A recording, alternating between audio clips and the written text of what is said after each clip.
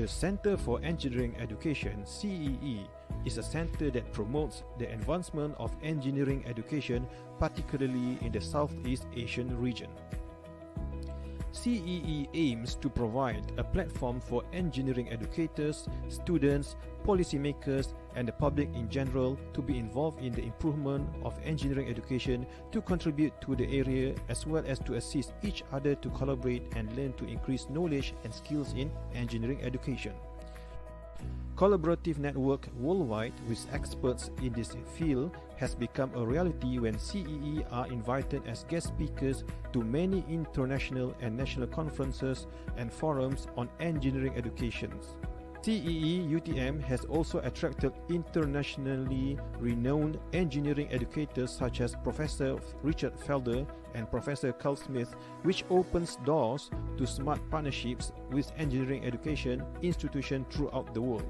CEE objectives include creating the culture, opportunities, and system at institutional, national, and global, knowledge implementation and dissemination, community of practice, enable and support.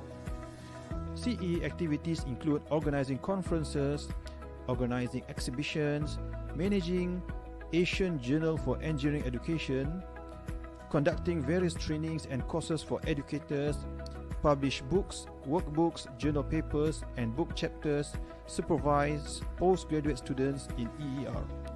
CEE staffs include 9 research fellows, 5 associate fellows, and 3 supporting staffs. For further information about CEE, please visit CEE website, CEE Facebook, as well as CEE YouTube channel.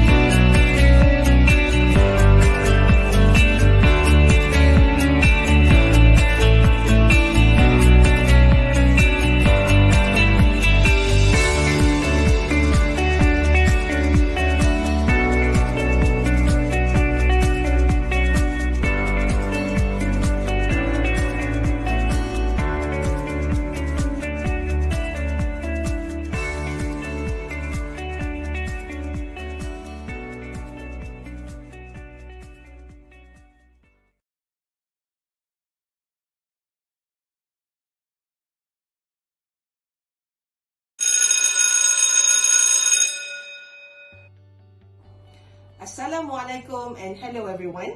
I'm Muhammad Syafiq Bakar. I'm Dr. Sabaria binti Baharun. I'm Aliani Ismail. My name is Wan Mansur. I'm Suhairi from USM. My name is Muhammad Tazli Azizan. I'm a SIM member. I am a SIM member. I'm a SIM member. I am a SIM member. I am still an active member of SIM.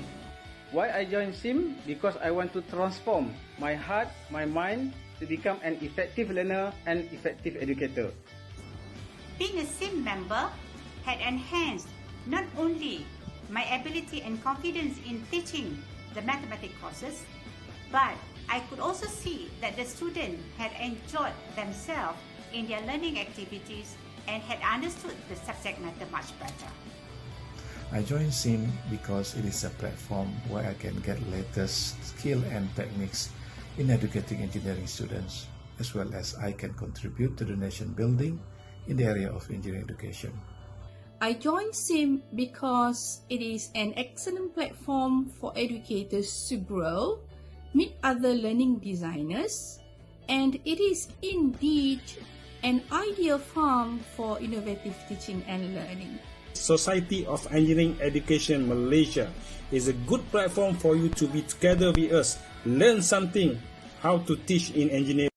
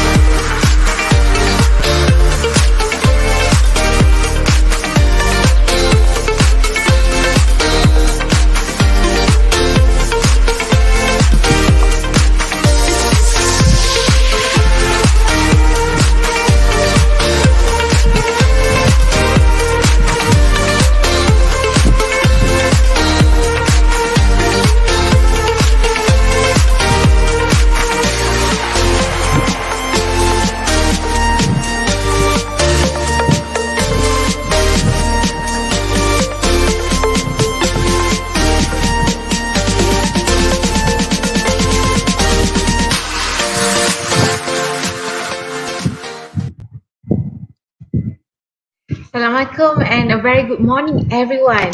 Now we are in the 8th Regional Conference of Engineering Education along with the Research in Higher Education. So welcome everyone on board. This year we're going to do it virtually and we are so happy that everyone are together in this platform WOVA. Okay, so this year we will have a very special session by our keynote speaker and also our marvelous session.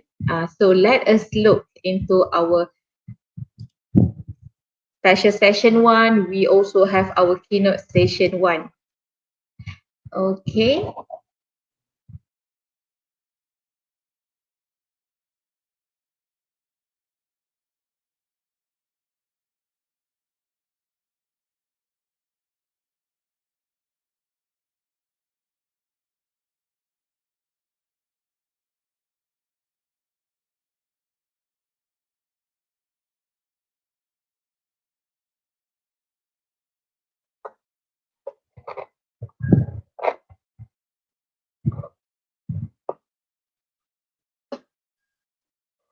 And we are so happy here with us today. So we will have a very short check-in and then a briefing on WOVA as well as the opening and welcoming address by our Professor Dr. Khairia along with the keynote session by Prof. Richard Felder. Okay, I would like to suggest everyone, please make sure that you download your mobile apps of WOVA right now, and then we can have a networking here interactive station in WOVA because we have a very special engagement in this platform WOVA. So what you need to do is first you need to check in.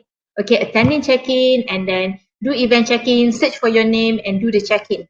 Okay, it's very simple, just to show that you are already in WOVA and will be with us together in this platform. Okay, so next you can see there's a lot of things here been going on in WOVA, which is you can see we have the leaderboard in which you can nail it. At the moment, Dr. Zaki Yamani lead the WOVA. You can check who are the one who lead this leaderboard. You can check, is he going to be our speaker? Or you can check your own points. Okay, let's see. Oh, I'm way back from Prof. Haria. Okay, in order for me to win the WOVA competition, this contest, I just need to be active in WOVA. And then I can share my photos. You can just shoot at the photos, share your photos of your conference today, where you are, and then do some captions. And those winners will be given a CD of all the recorded session of RCEE. Wouldn't it be great? So please make sure that you are active in WOVA, okay? Okay, and you can also check the quick Q&A session here in the WOVA. Okay, it's very simple. You can check, you can drop some question as well as as well reply the answer. Okay, it's very simple. Please make sure that you engage in this WOVA. And then you can also check the documents. Okay, let's say check the documents by our speaker. This is a document uploaded for our keynote session by Prof. Richard Felder. It's very simple. You can access it very simple. So as long as you have the WOVA apps in your phone, everything in just one click. Okay, and then we go to the speakers. You can check who is our speakers. We have a great, amazing lineup of speakers from all over the world. You can check it. You can check Prof. Roger. You can check all the special session from our speakers. We also have Dato Saleh here with us. You can also check his bio, when will be his session and everything. Everything is very simple. You can check. You can even say hi to him. You can bookmark, and everything is very simple. So please make sure for you guys to be active in WOVA, and this is your chance to be engaged with our speaker. I just text Prof. Richard and he replied me. I mean, it was so an amazing opportunity. So I believe all of you guys can do it together with me. And then you can check all the agenda by 29, 30 October, what we have in the session. Okay, it's very simple. And then you check the live stream, and then you'll be connected to the WebEx. Most of our session is in WebEx, so you can even interact with our speakers and everyone in the session. Okay, it's very simple. You can even look into your own agenda. You can pick your own agenda, or you can choose the agenda from our system, and then you can book it. It's very simple. You just upload, you can tick it, and it will be saved in your own agenda. Okay. Okay, let's have a look into the next video. So this is the special session. See, you can remind yourself like, okay, you have a session in 10 minutes. It's very simple. So you can check, you can see who is the speaker. We also have the morning break. Everything is in the WOVA app. So it's very simple. You can even send message like, how about this conference? Is it good? How about the session? Will that be okay? Okay, it's it's very interactive. Everyone can do it. We would love to hear all of your feedbacks. Okay, you can see who will attend, who are the attendees of this conference. Okay, it's very simple. See, I just text Najwa and I was like, Najwa, how are you? And everything is just in one single click. Okay, you can contact with all the attendees. In this pandemic, we couldn't meet everyone face to face, but then we can still get connected with one another. You can just bookmark, you can just say hi to our speakers, as simple as it is. Okay. So I hope everyone will enjoy our WOVA, because our committee are really looking forward to have a good network among our attendees and also the speakers. So please make sure to make full use of the WOVA apps. Okay.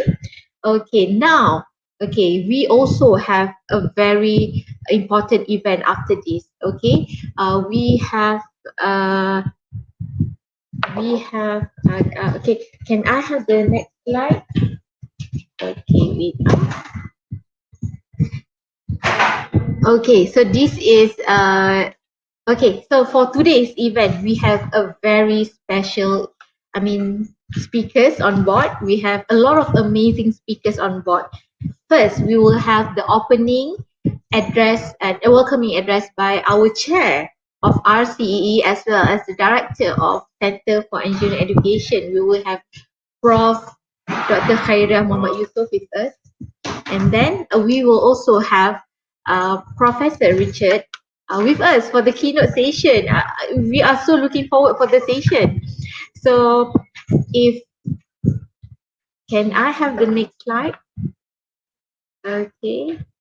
Okay, so this is the opening address and welcoming address by our Professor Haria and then the keynote session by Prof. Richard. And continue with the next slide. Okay, so we will have the keynote session on the STEM education, a tale of two paradigms, or even pandemics may have their positive side.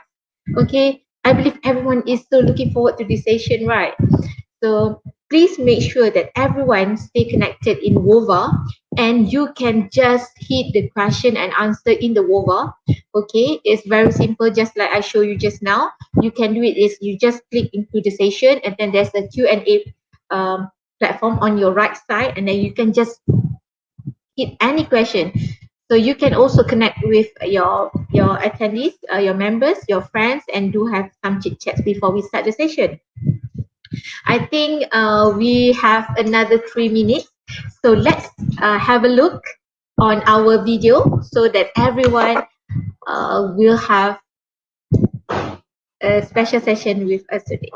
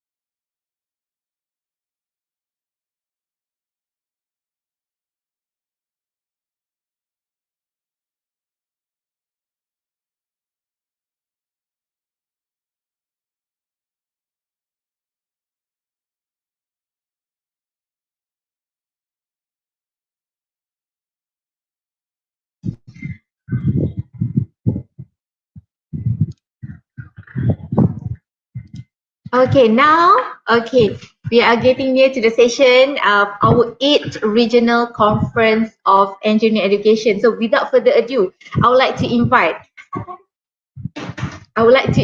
Prof. Dr. Khairiyah, the Chair of the Regional Conference of Engineering Education 2020, along with the Research in Higher Education 2020, Prof. Dr. Khairiyah on board. So welcome, Prof.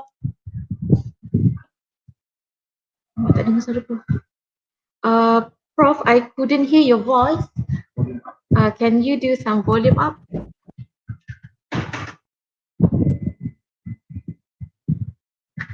Hi, Prof. I think we have some technical issue at the moment. Okay.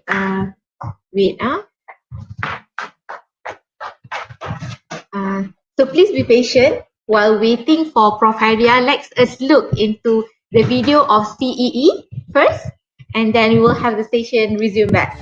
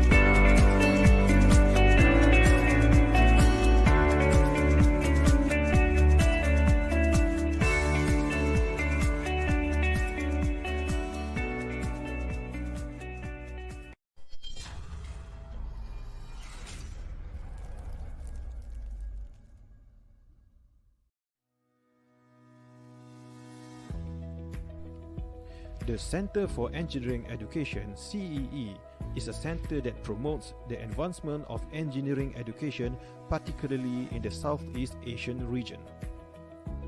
CEE aims to provide a platform for engineering educators, students, policymakers, and the public in general to be involved in the improvement of engineering education, to contribute to the area, as well as to assist each other to collaborate and learn to increase knowledge and skills in engineering education. Collaborative network worldwide with experts in this field has become a reality when CEE are invited as guest speakers to many international and national conferences and forums on engineering education. CEE UTM has also attracted internationally renowned engineering educators such as Professor Richard Felder and Professor Carl Smith, which opens doors to smart partnerships with engineering education institutions throughout the world. CEE objectives include creating the culture, opportunities, and system at institutional, national, and global, knowledge implementation and dissemination, community of practice, enable and support. CEE activities include organizing conferences, organizing exhibitions, managing Asian Journal for Engineering. Okay. Hi, Prof. So can we hear you? I think we still can't hear you. Prof, we couldn't hear you. Okay. Okay. I think we need to do something here. So while waiting, let us check into the next video.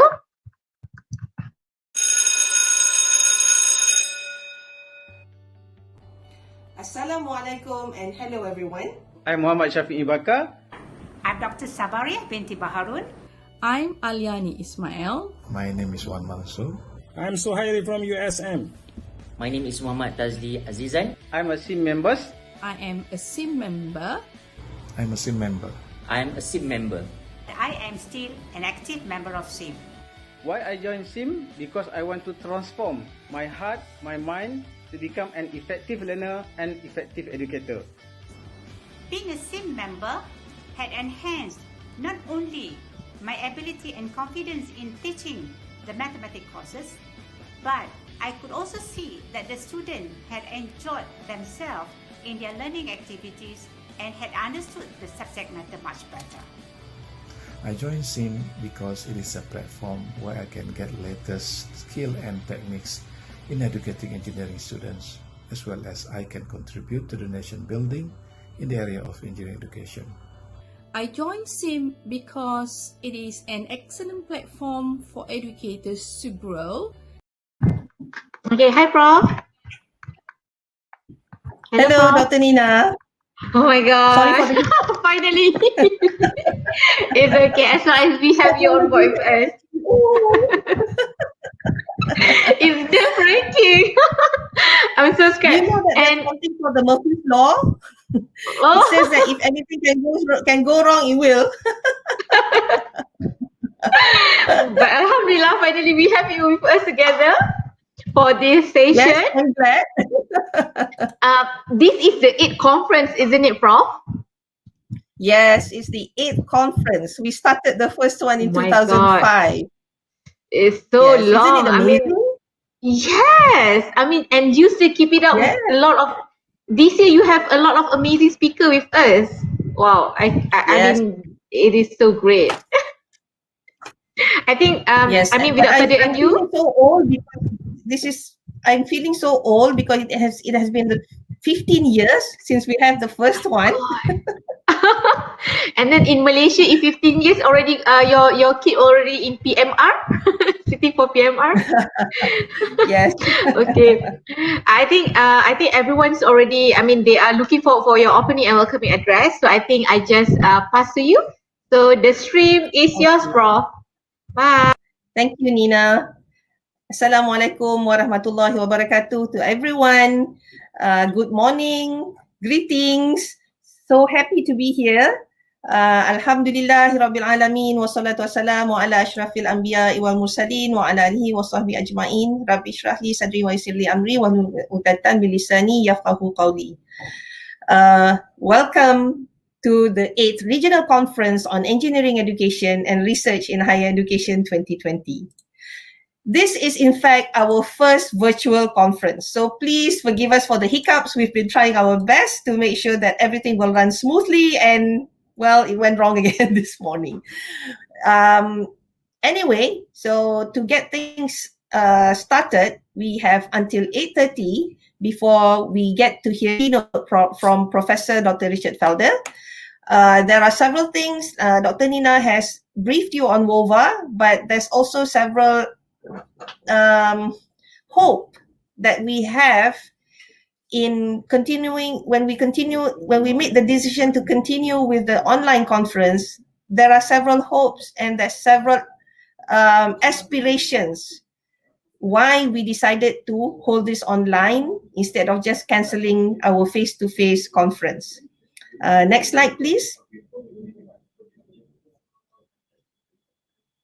Now, just a brief history. Like I said, it started in 2005. Actually, before that, we have the Conference on Engineering Education. Then the next one, we have the RCEE 2005.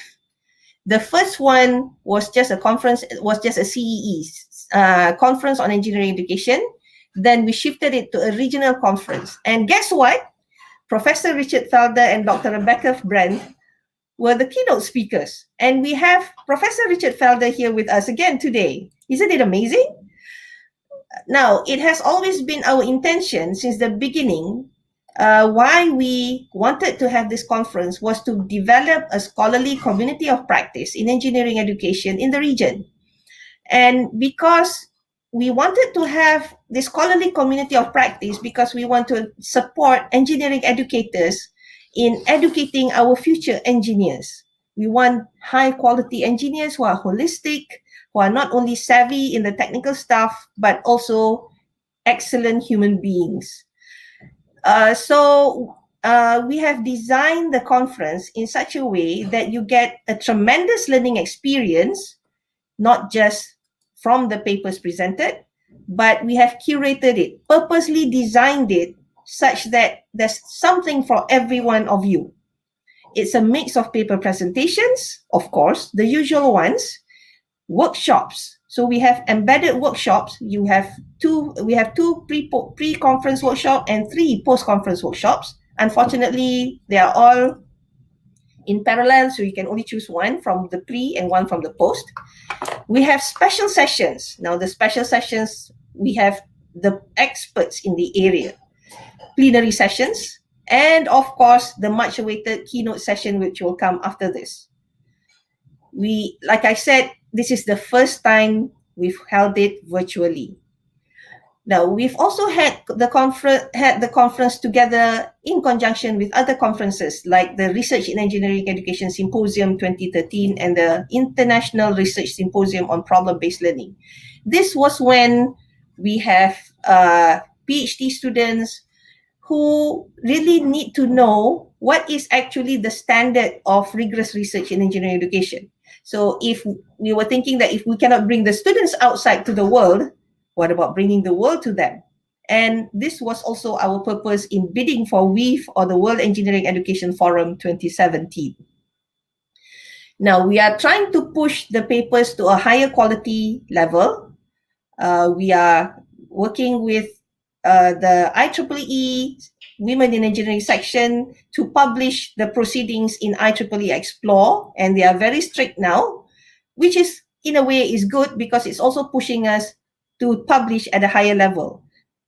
We have made sure that we have high quality reviewers, and at least those who submitted papers will have at least one very detailed review so that the papers can be improved. Now, the RCEE used to be a biennial conference in Malaysia. It still is, but now we have spread our wings and we are planning to hold this around Southeast Asia. So the conference will start to move around Southeast Asia every other year. So we really look forward to having RCEE somewhere else. It's going to be a surprise. We have actually agreed, but we will only announce it at the end of the conference and during the closing. Okay, next slide, please. Now, in shifting to an online platform, I keep thinking about how I learned to program computers, to do computer programming when I was in my first year in my undergraduate studies in the US. Do all of you know this? I think if you know this, well, I've always shown this in my workshop just to show you how much technology has grown.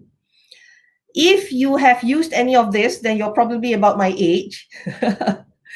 But I think many of you do not know this and have never ever used it.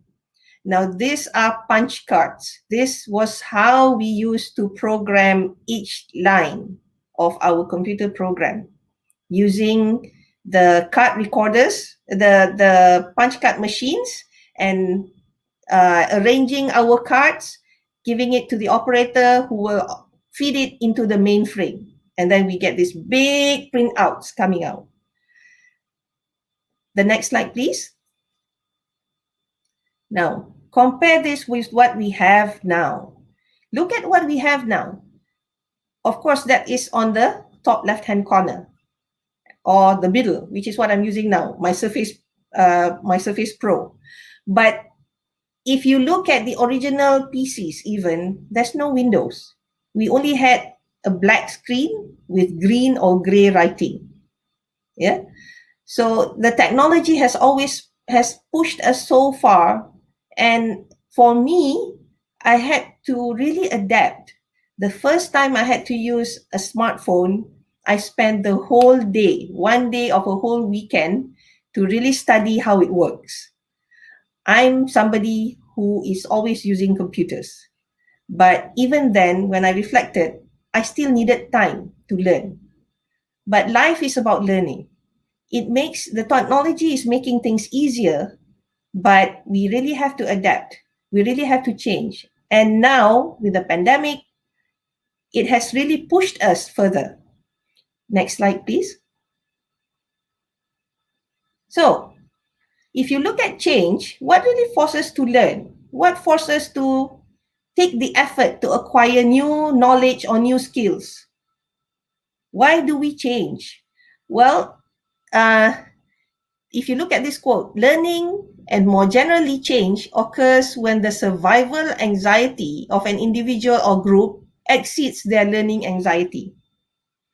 So, trying to survive, that anxiety, that fear is greater than our anxiety for learning new things. It's always difficult to learn new things. It's always difficult to do things in another way because it pushes us out of our comfort zone, like what I'm feeling now, because this is the first virtual conference that I'm chairing. Yeah. Even though I've chaired so many conferences, this is my first virtual one. And when I had to use Wova, I said, what on earth is this? Another app to learn. But it makes things easier. Initially, it may be difficult, but once we have conquered it, it goes very smoothly and very fast. Next slide, please. Next. So this is the same. Yeah, when we have anxiety from the pandemic and we had to teach online, I felt so isolated from my students because, I don't know if all of them really cannot unmute and show their video, but then this is what we get. So skipping school now, you can show your presence, but socially, there may not be anybody listening. So I hope it will not happen here because we are having a virtual conference, but it depends on us, of course. Now, we are all mature learners, and we know the consequences of, when we do what we need to know, what we need to do when we have to learn. The consequences of not participating will result in us not really engaging and getting less. But I'm sure all of you who are mature learners, who are all very smart people, will be as engaged as possible, and we will really make an effort to make all the sessions interactive. So please participate. This and the keynote is the only session which we will have in StreamYard, because we want to broadcast it to everyone, to a larger audience that we have during the keynote. So please participate so that all of us can gain more, all of us can get to know each other, we can have social interaction, and we can form that community of practice that is aimed from this conference. Next, please. So, this is RCEE 2020.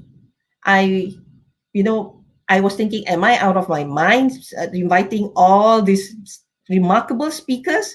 When we decided that we'll go online, I decided to tap on all our networks.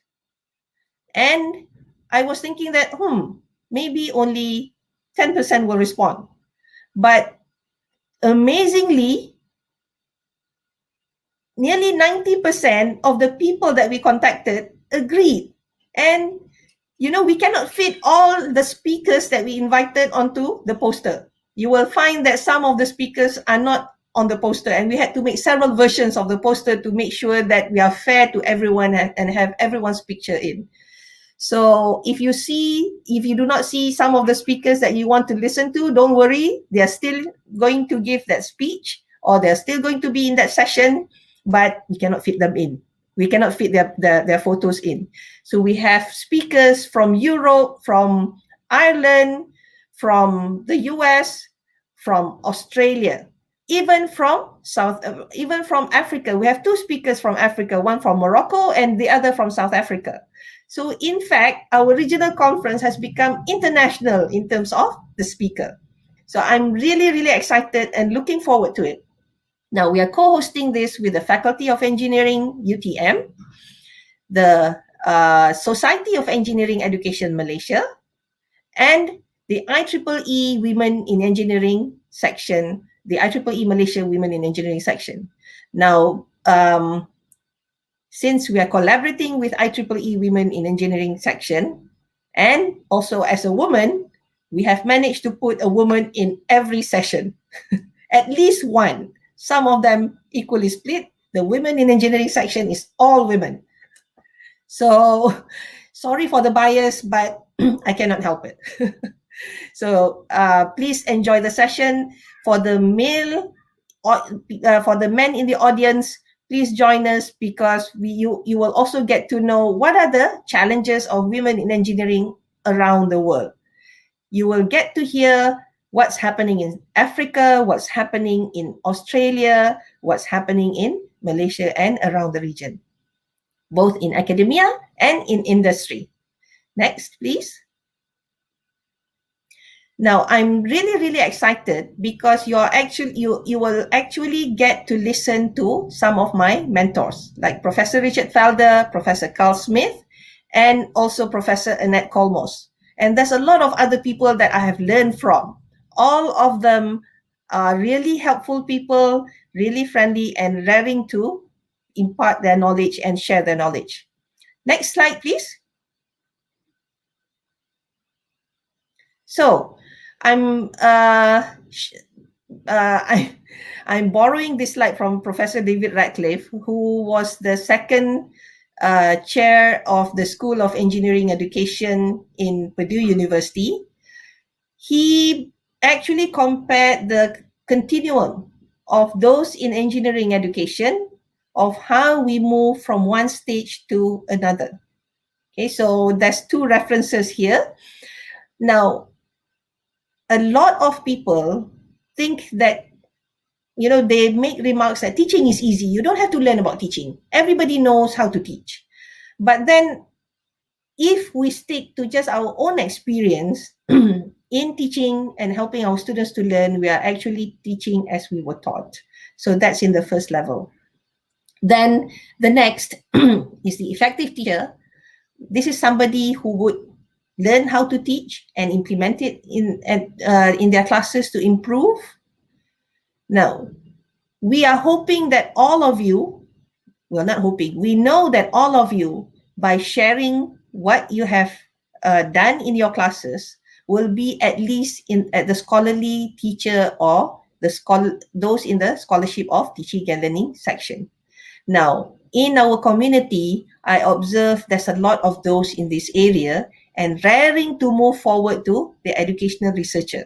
And I'm so happy that we have moved this far from the beginning.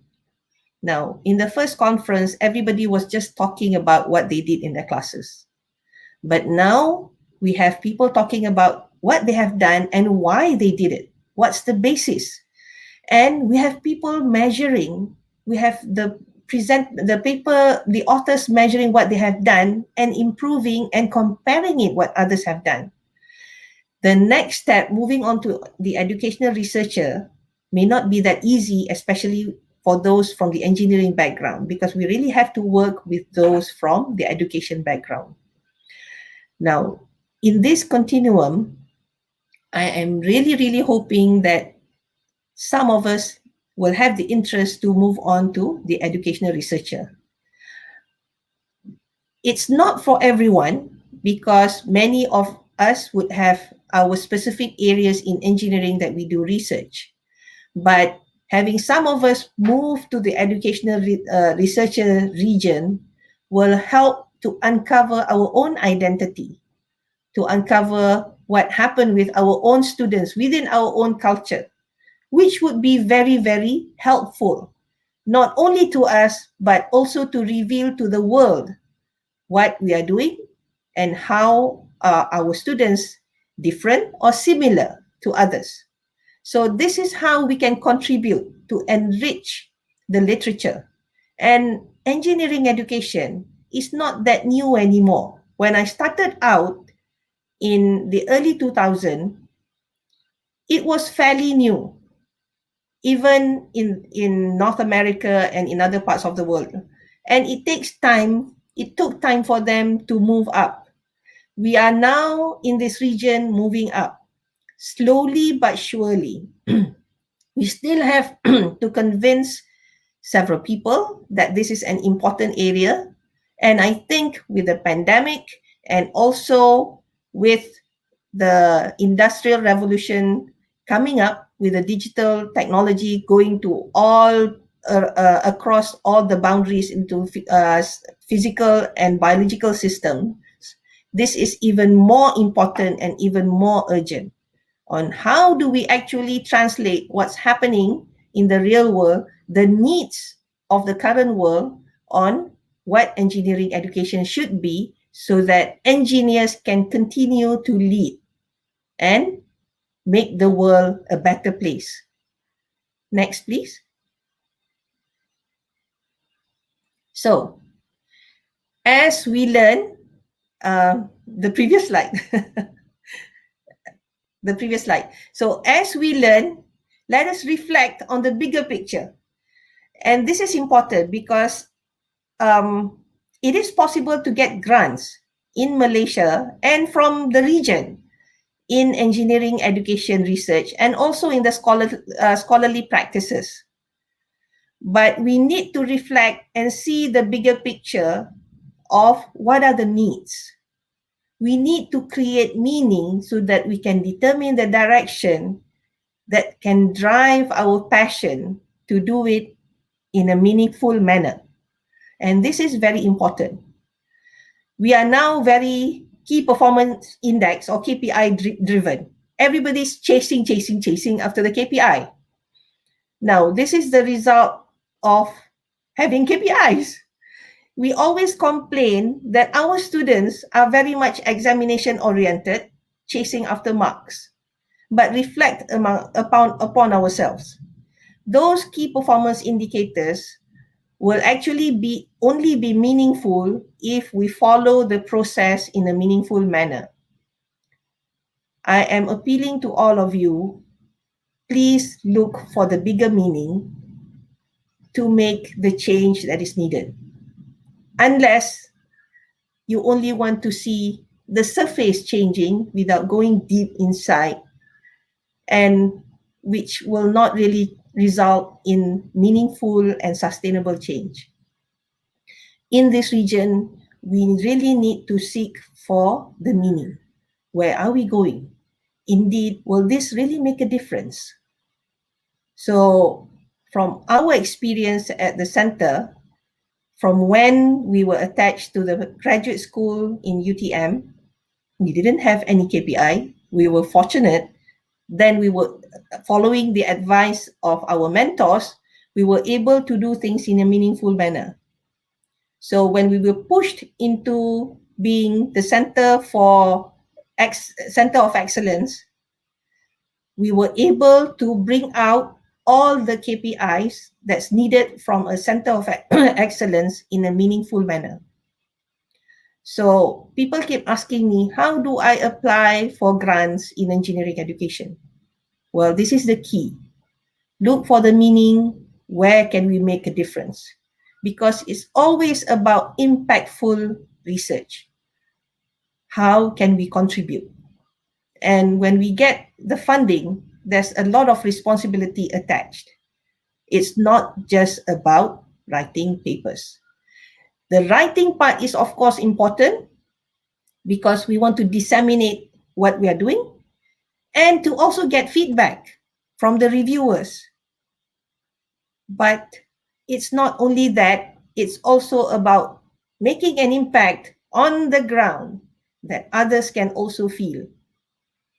Okay, next slide, please.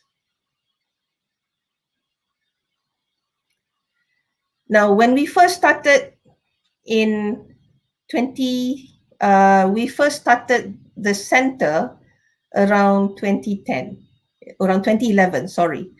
I was at the Center for Teaching and Learning as a Deputy Director in 2010. We started the PhD in Engineering Education in 2007. So because there's no other program in Malaysia offering a PhD in Engineering Education PhD, we developed very close links to Purdue University, who had pioneered this PhD in Engineering Education program globally. So Professor David Radcliffe came over, and I adapted a few things from here, but basically the points are all the same. Engineering education, although it's pretty much more established in other parts of the world, is still an emerging area in our region, especially if you want to do rigorous research in engineering education. So in your institution, if you're lucky, you have a community. Otherwise, you may be isolated in a small group. And there will be several societies working in isolation. So we are working towards bringing everybody together from the region so that we can achieve greater heights. We can collaborate. So because there's a need for coherence to see who is doing what, how can we complement and synergize. In terms of recognition and awareness, most people do not know, so what is engineering education? Why do you have to have a PhD in engineering education? Why not just in education? I keep getting these questions. Of course, I'm not going to explain this to you here. If you're really interested, you can get in touch with me. I will explain to you why. And how can we find students? Now, even with our not so good marketing, we are still able to get students every year. We are still able to get students not only from Malaysia, but also from other parts of the world. Funding opportunities there's a lot right now. And if you're really interested in engineering education, you can get it, well, Malaysia, you can just apply for the grants from the government or from companies or internationally. There's a lot of grants for impactful research, especially in engineering education. Venues for sharing and publishing work, there's a lot now. So we wanted to have this conference to provide, also because we want to provide that venue. The capacity for doing rigorous research is not that many still in Malaysia, but we are gathering strength, and there's more and more people going for doing rigorous research. What is the research agenda? What is our direction? Now, we can look at what's happening in other parts of the world, but we can also select and make things our own. In terms of the research methodology, yes, it is still very much alive. It's very much still being developed, although it's more developed now. Now, in terms of overcoming legacy and cultural barriers, especially in terms of promotion. We're still working on it. There's supposed to be a teaching track that will acknowledge it, but more and more universities are acknowledging publication in engineering education. And I'm talking about Malaysia. I don't know about other countries, but I think that's if we can publish in an index, a well-reputed index publication, it will be accepted. And of course, we need leadership. We need people to help the base community who can spend the time to gather people and develop the community. And it takes time. Yeah. From my own experience, it takes time. And this is the last one that may or may not hold. The cost of leading versus performing. Now, when you're leading, it takes time away from doing the actual research and writing. So we may still write, but then the leading will also take a lot of time. So that's a huge balance. If we have more in the community, then the work in the leading part will not be that much, because we can share it around. So this is also the purpose of having the community, which is to support each other. Yeah. So promotion may come a little bit later, but then with recognition, I think we are getting there now. It's getting better. Okay, so just for my last slide, next. Okay, this is, I'm borrowing this from Steve Jobs, but I really like it. And I think there's a lot of truth in it. The ones who are crazy enough to think they can change the world are the ones who do. So have hope. Let's be crazy and be the ones who change the world and whatever it is around us to improve engineering education, STEM education, and the whole and the lives of the students around us. So I hope that you will enjoy the conference. We have curated the content to help everyone to learn. There's a little bit of it for everyone, whether you are seasoned engineering educators or whether you're new to it. Welcome to the community. Thank you very much. Thank you so much, Prof. I mean, what a very insightful welcoming and opening speech of yours. Thank you so much. So after, I'll move to the next session. Okay, bye. Okay, now we will have a very special session after this. Okay, we have the session of the keynote. So before that, let us show you the videos of our RCE conference in just 1 minute.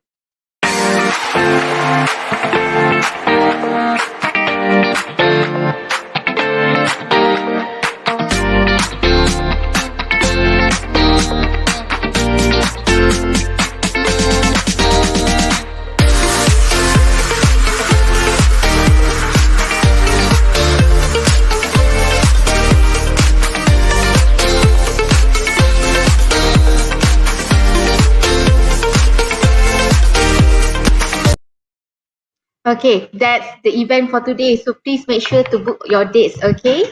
Okay, and now we will have a session moderated by Dr. Zaki Yamani. So let us invite Dr. Zaki Yamani on board with us. Hi, Dr. Zaki. Hello, Nina. How are you? Hi. I'm feeling great. All right, fantastic, okay. Fantastic. So bye. See you around. Okay. Thank you very much. Okay, Assalamualaikum and good morning for you in Malaysia and for you not in Malaysia, perhaps in US or Europe. Okay, maybe respectively good evening and so on. Okay, welcome to the first, this is the first keynote session for RCEE 2020. Before that, let me just introduce myself. My name is Zaki Yamani bin Zakaria. I'm a fellow researcher for the Center for Engineering Education, University Technology Malaysia, UTM. I am also a lecturer from School of Chemical and Energy Engineering, UTM. Okay, we are very honored today because, as mentioned by our director just now, Prof. Khaira, we are going to have a very special session, a keynote session, which will be held or which will be opened by Professor Emeritus Richard Felder. Okay, but before that, let me just hi, Professor. How are you doing? Hello. Are you there? Oh Yes. yeah, hi, Prof. It's amazing that you are here. Okay, let me just let me just properly introduce you first before we start. Okay, so we have Professor Richard Felder. He is going to deliver a very special keynote titled STEM Education, a Tale of Two Paradigms, or even pandemics may have their own positive side. Okay, Professor Richard Felder is from North Carolina State University, USA. He is actually a chemical engineer by discipline, and I am also a chemical engineer. So I can relate with you, Prof. So that's very fantastic. And saying that Professor Richard Felder is actually a chemical engineer, I grew up to be a chemical engineer by using his textbook, which is called Elementary of Chemical Engineering Processes. And our students in the School of Chemical Engineering also uses his textbook. So this is very, very fantastic. And I'm very honored to have you here, Professor Richard. Okay, since the 1980s, Professor Richard Felder has begun his adventure into the engineering education and STEM researchers. And from that, he has been doing very well and contributing a lot in the engineering education. Okay. Before that, let me just mention that the speech by Professor Felder has been supplied with also a 7-page PDF. So you can download the paper inside WUVA. Okay, so I think that's a brief introduction for Professor Richard Felder. By the way, how are you there, Prof. Richard? It's 9:30 here, and I believe it's 9:30 there in US, your time. Yes, it is wonderful to be here with you. I just wish I could be there. I wish my body could be there along with my image, but you have to go with what you got. Yes. It's okay. Maybe after the pandemic, we can have a real physical meetup and then have a coffee somewhere, right? Maybe in Malaysia, right? I'm ready. Okay, you have been to Malaysia several times. Good. Okay, so when was the last time you've been to Malaysia?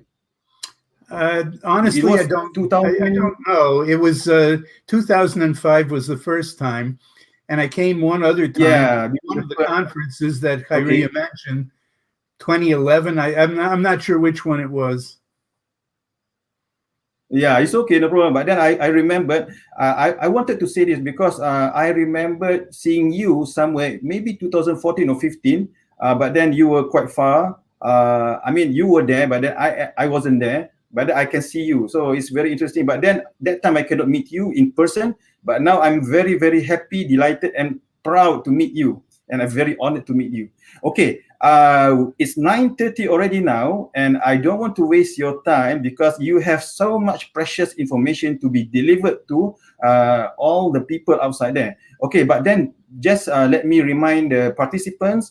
Okay, we will have this session for 1 hour. Okay, please kindly pay attention and take note. Okay, we will have several break for question and answer. So feel free to put your question in the chat box. Later, Professor Felder will stop for. We have several checkpoints to stop so that there will be questions that can be answered by Professor Felder.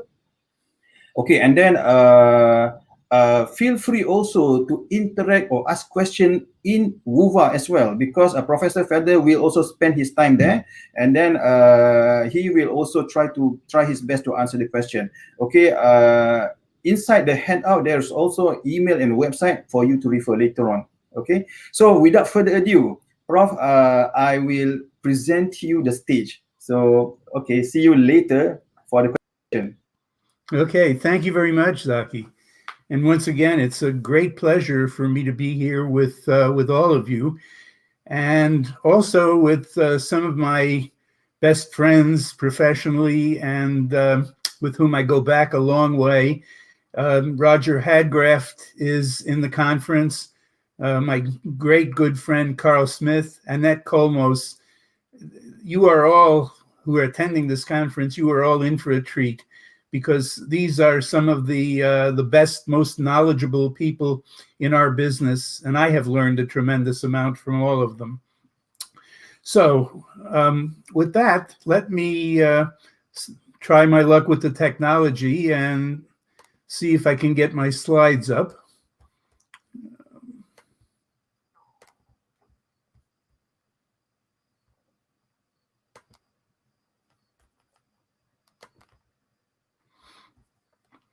Okay, if somebody is there, can you see the slides on the screen? Well, I don't hear anybody, so I'm going to assume that somebody is there and that all of you can see the slides on the screen. Prof. Hello. Hi, Prof. Prof, we couldn't see your slide. Maybe you can stop sharing first and then you can share again. Okay. Make it full screen. Okay. Yes, hold on. Let me get out of here. Yeah, okay. Stop. Try to make it full screen. Oh, okay. Okay. It's do you want me at the bottom part. At the bottom part? Nina, do you want me to stop sharing? Okay, you can stop sharing first. Okay, stop sharing first. Okay. Now, okay. Now share again. Yes, share again. Okay, share screen. Select window.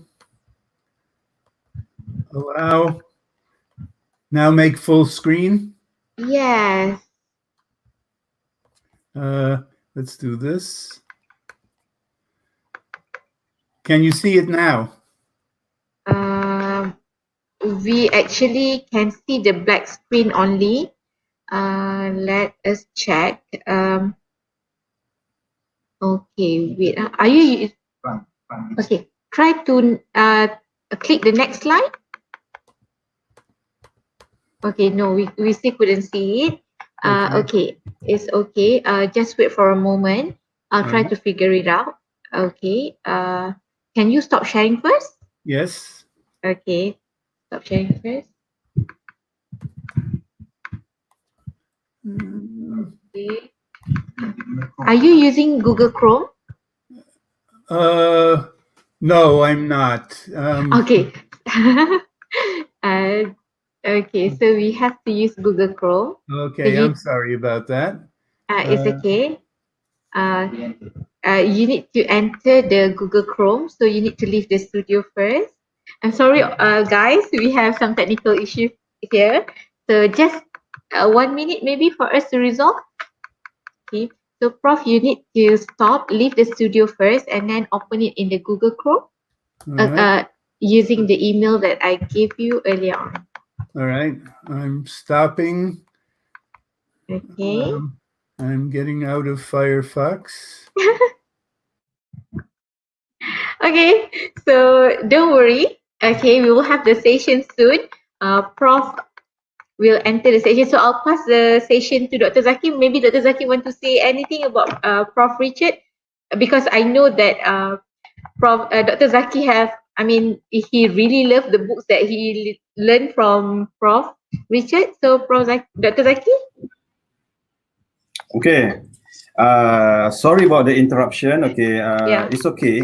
No problem. Okay. So we will get back to Professor Richard further soon. Okay. By the way, let me just give you some brief introduction about Prof Richard. Okay. So talking about chemical engineering. Okay. We must have the book that Professor Richard Felder have written, which is Elementary of Chemical Engineering Processes, which is also being used by, up till now, basically or literally the whole world of chemical engineering community is using his textbook. But then we are not just talking about that textbook. We are also talking about a book called STEM, which is written by Professor Richard with Rebecca Brand, okay, with her wife. So that book is also very, very fantastic, and you need to get hold of it. But let me just share a little bit background about Professor Richard. So he had his undergraduate for chemical engineering back then in 1962. Maybe you can try to guess how old is he at the moment. Any clue? Any idea? Okay, then in 1966, he pursued his PhD in chemical engineering, and later on, he joined North Carolina State University in 1971. Okay, so up till then, he has contributed significantly a lot in chemical engineering. But the most important thing that you need to see is when he co-authored the book, Elementary of Chemical Engineering Processes with Russo, okay, his book, okay, the exercises, the calculation, the problem inside the book actually represent actual real problem. Okay, it's not like a typical problem, just basic calculation, this plus this, calculate the energy balance or mass balance or whatever. But then it's using a real engineering chemical world problem. Okay, so that's the beauty of his book. So that has been represented. Okay, I think we are ready. So let's pass the baton to, okay, let's present, let's invite Prof. Helder again.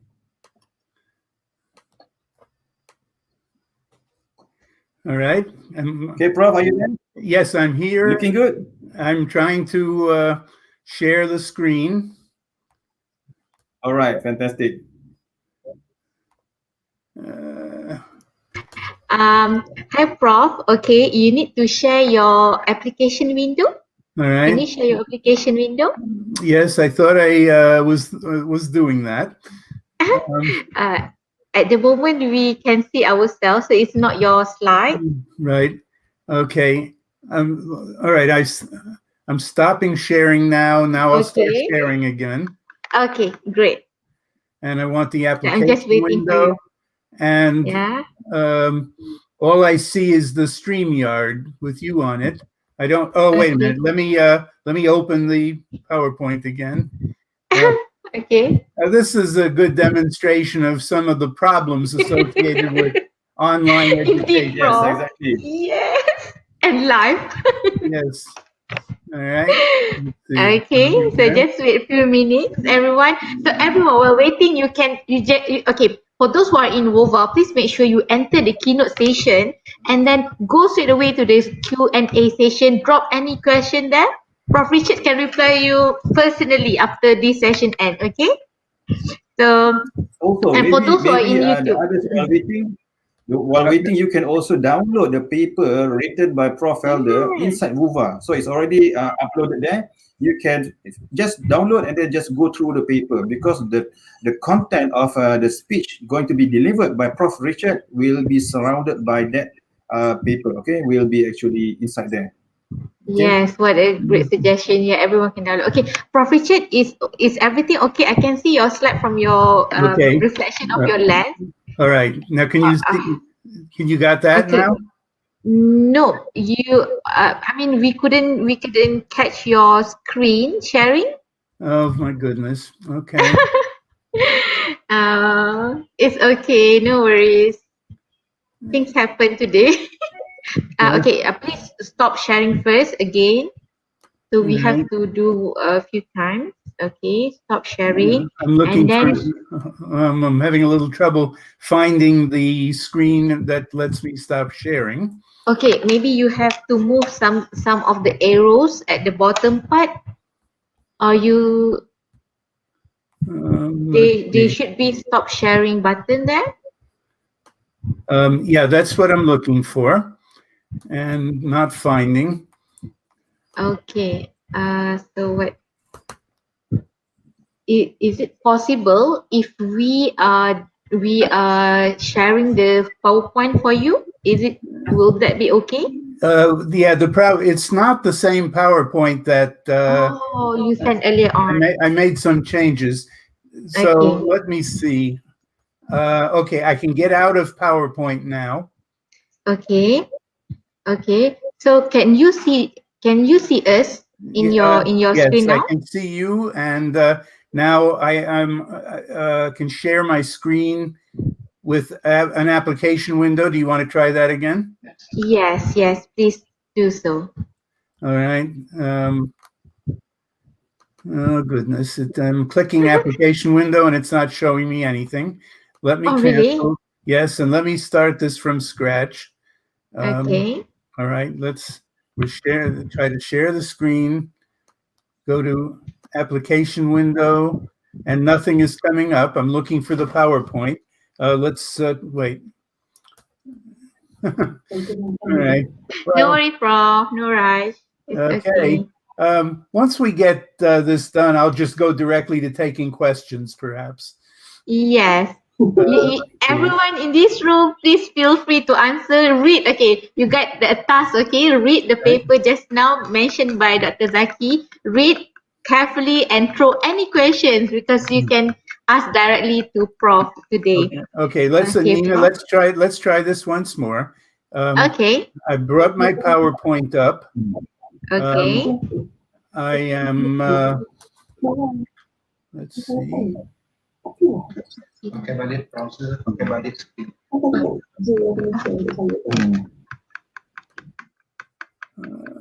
Close that. And Okay. now share the screen. And then share that. And share that. Oh, that's okay. Then make it full screen, Prof. All right, full screen. Yes. All right, and now go to slide presentation mode. Okay. Shall I do that? Yes, please. I'm waiting for that. That's cool. Okay, we are in full screen mode. So now you can enjoy session. Okay. I'm sorry, say that again. Now I'm not hearing you. Okay, Prof, you can start your session now. Okay, Everything is yeah. All right. Well, let me start with an apology. As the title of this presentation says, this is a tale of two paradigms, and I'll explain that in a moment. But one of the paradigms is the emerging paradigm, and that includes online instruction, and including what I'm attempting to do right now. And I think I gave you a pretty good demonstration in the last 5 to 10 minutes of the fact that the emerging paradigm does not come without its problems. And we've just seen a number of them. So let me finally now begin with my presentation. And the subtitle of the talk is Even Pandemics May Have a Positive Side. And I want to start by making a couple of observations about what's been happening in engineering education for the last 20 to 30 years. This has been a turbulent time, even before the pandemic. And there are a lot of pressures on us to improve what we're doing in our teaching. And I'm just going to quickly go through a number of those pressures right now, which will be familiar to a lot of you. Most of what I'm saying is applicable to the United States because that's the place that I know best. And I'll leave it to you to determine how much of each of these things is describing what's happening in Malaysia and elsewhere in whatever region you come from. So STEM enrollments in science, technology, engineering, and mathematics have been steadily decreasing over the years. Young people graduating from high school are just not as interested in going to those fields as they used to be. And we're worrying about, are we going to have enough personnel to fill all of our needs for scientists and engineers and mathematicians? Online programs are starting to compete with our universities. Students can now go to school entirely online and get degrees, usually for less money than it costs them to go to traditional universities. And this is worrying the universities. Technology has been advancing. It still has problems, as once again I just illustrated for you, but it is moving very rapidly and we can do a great deal online, and I'll talk more about that later. Globalization is changing the job market for engineering. A lot of the traditional jobs that engineers did are now being done by people in other countries, in developing countries. And the kind of problems that engineers face now are changing rather rapidly. Outcomes-based program evaluation, like ABET and the Washington Accord, is changing the way we evaluate what we're doing in our teaching programs, and is putting different demands on us than we ever faced before. educational research, much of which has been done by some of the people who are going to be talking to you at this conference, has shown that traditional teaching methods just simply are very ineffective, and we have better ways of doing things. And every year, a paper comes out in which somebody went and interviewed people who are hiring engineering graduates and asking them, what skills do you find most lacking in the engineers that you've hired recently graduating from college? And their ability to solve differential equations and design centrifugal pumps and so forth, those things are 17th on their list of skills that are lacking. By and large, they're happy with the technical knowledge of our graduates, but other skills, such as the ability to think critically, the ability to think creatively, think outside the box, familiarity with industrial practice, communication skills, these, they say, are sadly lacking in many of our graduates. We're just not doing a good job of equipping students with those professional skills the way we are with the technical skills. In the course of this presentation, I want to look at 4 questions. 1, how should curricula and courses be structured? And by curricula, I mean the collection of courses that it takes to get a degree, the electrical engineering curriculum, the mechanical engineering curriculum, and so forth. How should they be set up? How should classes be taught? Who should do the teaching? And how should the people doing the teaching be prepared to do that? And in the course of the presentation, I'm going to be comparing 2 instructional paradigms, 2 general models for how one teaches engineering, as represented on this figure. One of them is the traditional model, the teacher-centered model, the model that has been used for the previous century, and in some respects going all the way back to the 12th century, same basic model of teaching. And I'm going to contrast that with the emerging model. The traditional model is teacher-centered. All of the activity is up there in the front where the teacher is holding forth. The emerging model is learner-centered. That's getting the students much more involved than they used to be when the teacher simply dispensed information and the students were there to absorb it and then repeat it.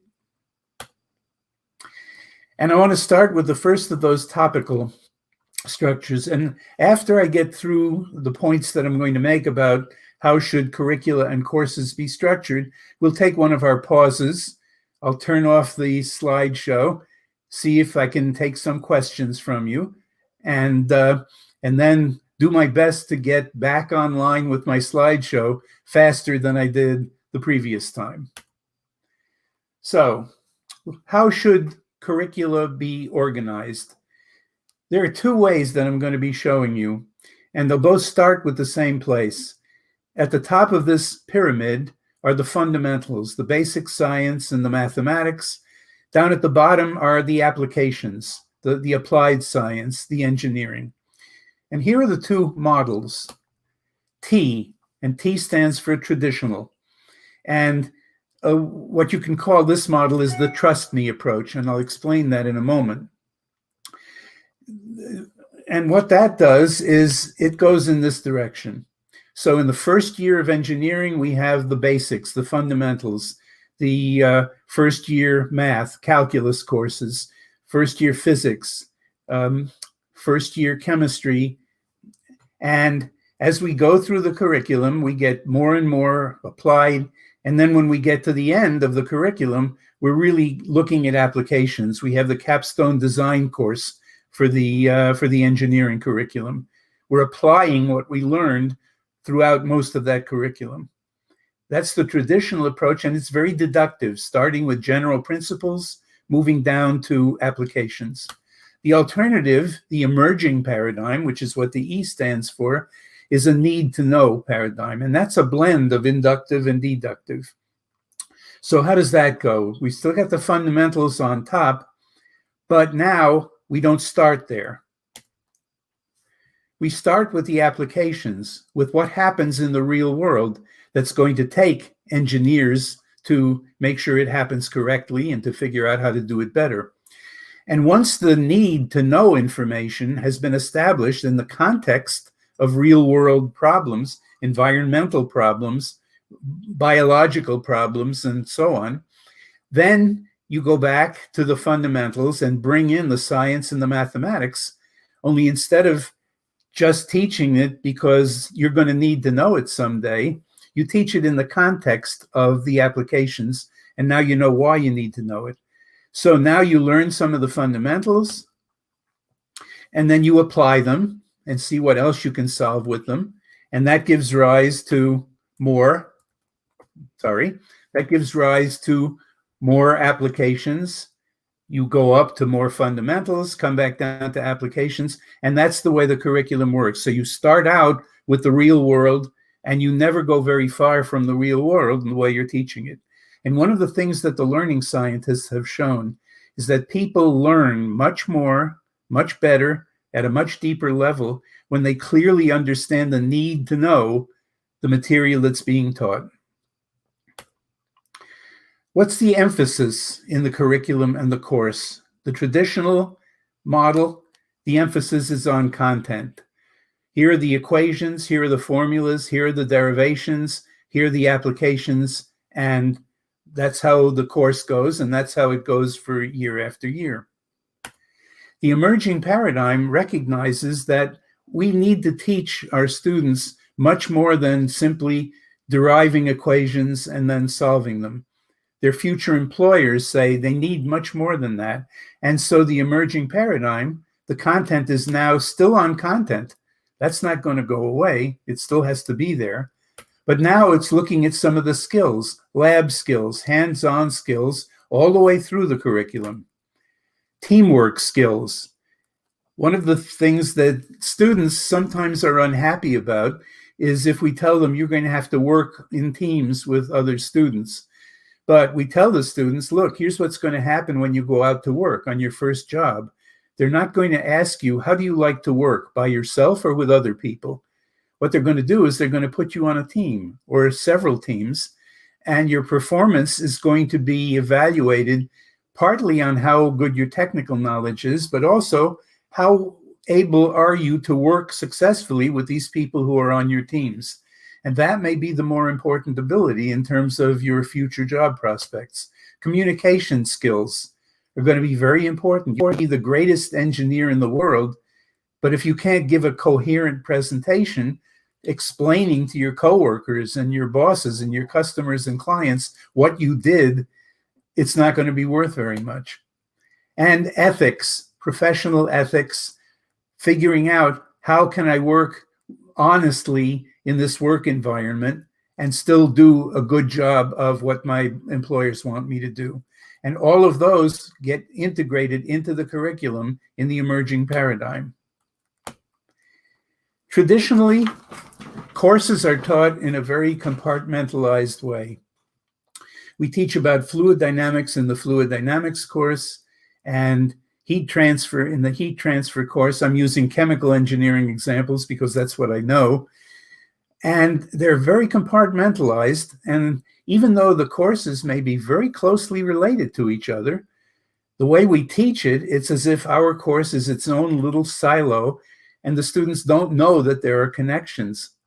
An example that I experienced was in my transport, my fluid dynamics course. I was teaching about compressible flow of gases and vapors. Simultaneously, a colleague of mine was teaching thermodynamics, which also dealt with compressible flow. And on one occasion, I asked my students a question about something I know they were studying in that other course.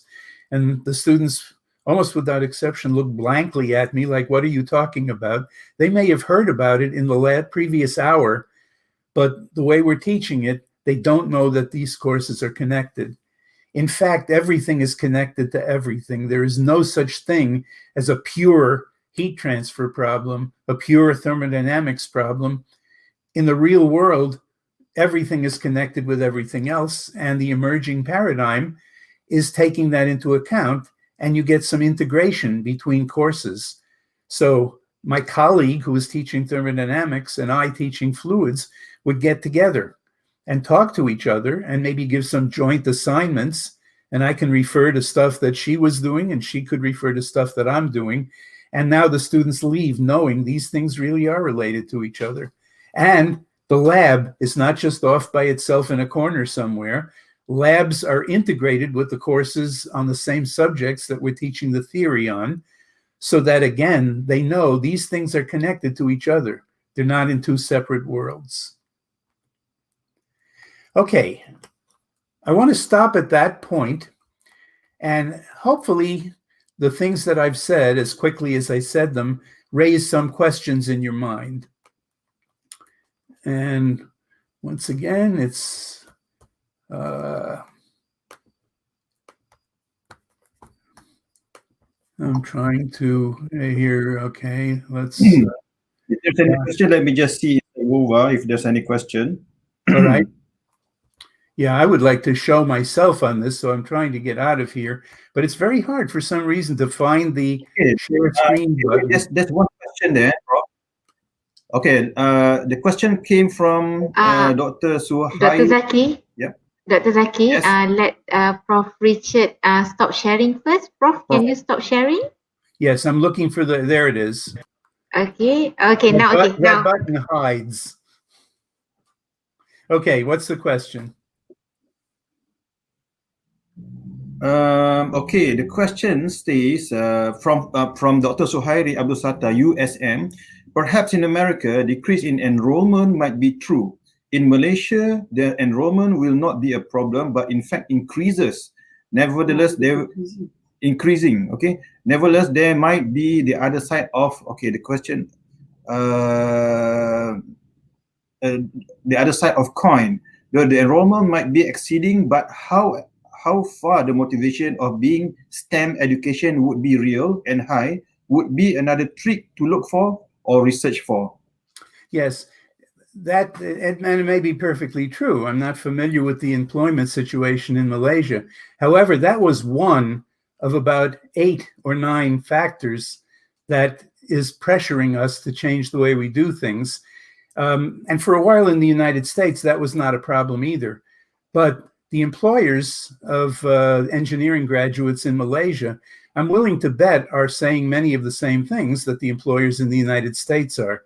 They also want their new hires to be able to think critically, to think outside the box, to be aware of professional industrial considerations, to use modern teaching techniques that have been proven by research to teach people more effectively. So even if you ignore the employment factor, all of the others I will still stand by. Okay, there's another question, from Amandina Aznam. My question is how to approach the colleague without he or she fear that we might interrupt their teaching approach. How do we be more open and approachable? I think it's a very relevant question. Yes, it certainly is. And I've been spending the last 30 years of my career finding answers to that question. And the answer is you do it gradually. What you don't do is go to your colleagues and say, look, you've been doing it wrong for the last 15 years. Let me tell you how you should be teaching. No, that will not get you where you want to go. I'm going to be saying toward the end of this lecture, I'm going to be arguing for faculty development, for teaching our staff something about how they're doing what they're doing. And the emphasis in that is going to be on the young faculty, because they are the ones who are most open to learning new ways of doing things. It doesn't mean the experienced teachers can't do it. They can, and many do, but you don't have to get to all of them. I have, over the last 30 years, taught several thousand faculty members in engineering what I know about effective teaching. And not all of them go out and start doing it, but many do. And what they find is what the research has found, that it really works, that their students are learning more at a deeper level than they ever did before when they were teaching just traditionally. And as more and more people discover this, the word starts spreading, and you keep on training new ones. And eventually, the people who just simply don't want to change, they don't have to. You can get the reform you're looking for. You don't have to have everybody in an electrical engineering department signing on and changing the way they're doing things. If you have one here, one there, and their number gradually grows, we'll get where we want to go. And the people who don't want to change how they teach are perfectly free to continue teaching the way they do want to teach. Yeah, I agree with that. It's not easy to do that. It needs gradual changes, right? Yes. Okay, I think we should stop here for a while and continue your presentation. Okay, let's try sharing the screen again. Went a little faster that time. Screen. All right, is it showing now? Can you see my slide? Yes, we can see your slide. Okay. Okay, pedagogy now. Good. Let's talk about pedagogy now. How do we teach? And let's look at several different issues about how we teach. So what I want you to do now is imagining that I'm going to go into one of your classroom buildings and randomly look into classrooms that I pass. And I'm assuming now that we've resumed face-to-face instruction. If not, I'll just look at the computer monitor to see how you're doing it online. So what determines the content of a course? Traditionally, what I teach in my course is determined by the topics listed in the syllabus. And that's basically, I'm going to cover this and this and this. The emerging model, instead of focusing on, here is what I'm going to teach, I'm focusing on learning objectives, which is not, I'm going to teach you this, but here is what you're going to be able to do to demonstrate that you've learned what I'm trying to teach you. So it may involve calculating things, it may involve working on a computer monitor, may involve hands-on in a laboratory, may involve working in teams effectively with classmates, may involve working down in a machine shop. Anything that you're trying to teach in your course, you list the learning objectives, which if the students have learned this, here is what they should be able to do to demonstrate that they've learned it. And it sounds like you'd have pretty much the same course if you took those two approaches, but you wouldn't. It turns out that when you write good learning objectives, summarizing all the observable things you want your students to be able to do, that dictates everything you do in that course. The course is much more coherent when you do that.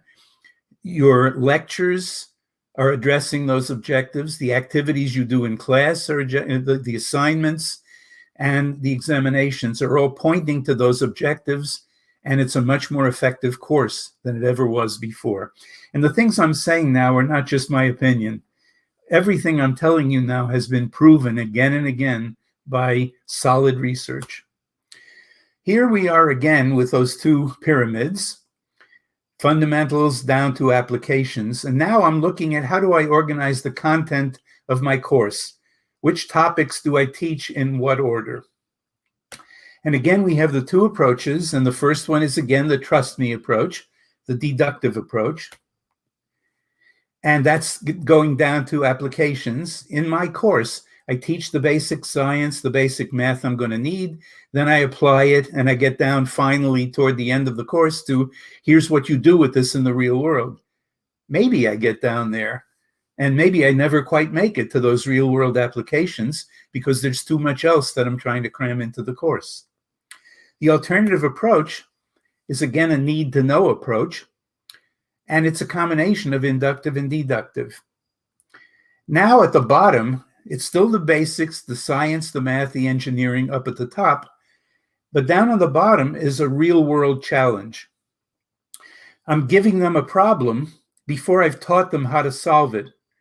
And I'm turning it over to them to think about it and to figure out, how would I begin this problem? And so I'm starting at the bottom now. That's what makes it inductive. And I'm presenting the students with a problem, and usually I put them in groups, And I give them a relatively short period of time to figure out, how would I begin approaching this problem that the instructor gave me? What do I know? What do I need to find out? And where would I begin? And once they've identified some of those things that they need to know, now you come in and you teach them those things. But once again, you're not just teaching them, here, you need to know this because you're going to need it someday. You're teaching it in the context of, here is something you need to know how to do in order to be able to make progress in that real world problem that I gave you.